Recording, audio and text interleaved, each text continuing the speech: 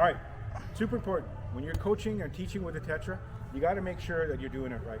This device, this tackling bag, is amazing if you're teaching leverage tackling, if you're teaching near hip tackling, if you're teaching the gator roll or the rugby style tackling. This is an absolutely invaluable tool for you.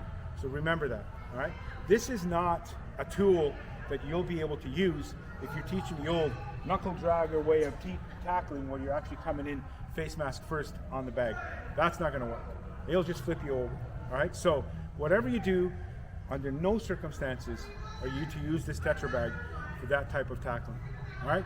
So number one, when you're teaching your kids, when you're teaching the players how to use this, you gotta make sure that you go through the basics first before you can start flying at it from all different angles, right? This is made so that you can actually teach tackling inside foot or near foot, near shoulder on the bag, all right? This is the way we teach it, and this is the way we've been teaching rugby style tackling here in this facility for the last 10 years.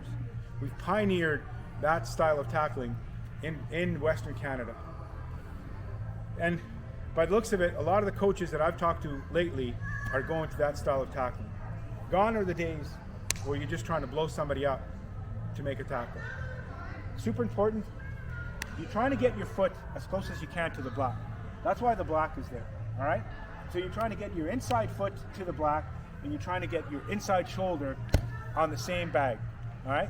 It doesn't matter what side you come from, as long as your inside foot and your inside shoulder are on the bag. So this is the position that you want to make sure that the kids are in. If you watch some of our videos, you always hear me yelling, keep your head up, keep your head up. All right, so it's important that you get the kids to keep their head up. What's going to happen when they start bringing their head up is that their hips are going to come down. It's physiology, all right? When they bring their head up, their hips come down, all right? And they bend their knees. So those are two aspects of this that you have to make sure that you're controlling with the kids. They cannot come in like this, okay? They have to come in from this side.